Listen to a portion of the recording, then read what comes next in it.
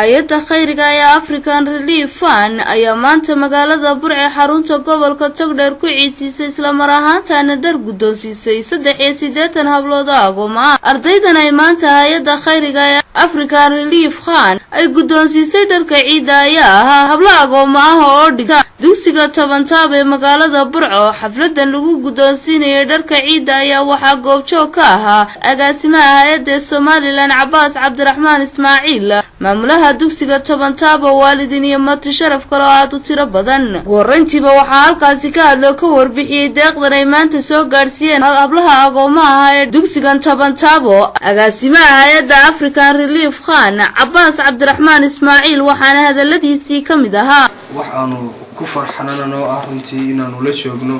oo nu la ciideyno oo la farxeeno agoontii Tabantaab iyadoo halkan ay diyaar ugu tahay qalabkii ay ku ciidi lahaayeen agoontuna runtii sayn wada dareensannahay mas'uuliyad weyn bay naga wada saaran haday agoomoobeen haday aabayaashood waayeen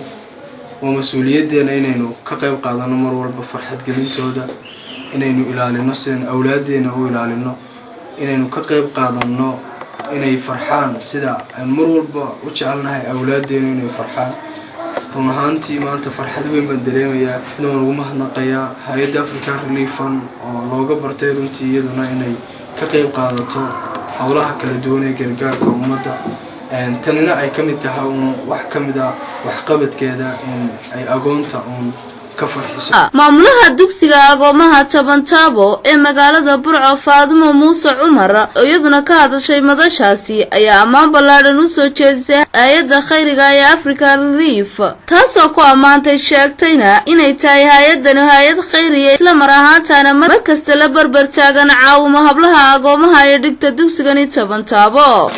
ciidkan maanta inay markaas maxaan ka qayb qaadato carruurtan farxadeeda ما شاء الله إلهي وحن مركزي وفرجينا عدي مركزي هوشان قشي لما نهامبا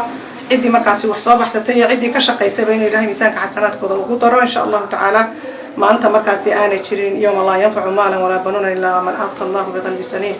إن ما أنت إلهي مركزي محان قرادة وقدره وحيالها أي بحثين وحن نهانتي يعني مركز تبع أنا بورينا إنه وحويا إن وحلقة قيب قاطع عد كستابة inay markaasi wuxuu tarto dadkooda markaasi baahan ha ahaadaan agooma ama ha ahaadaan dad kale oo tan yarabe inay markaasi maxaan ku raadey wax ka qayb qaataan oo ay baxsadaan waayo rasuulka kaleey salaatu wasalaam wuxuu inoo sheegay in runaantii maxaan ku raadey agoonka oo kale markay aragno inuu yahay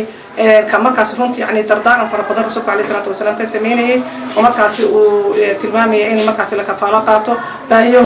وبروقاد محمد شبكة عالمية ضد مدينة نيوز مقالة برعو.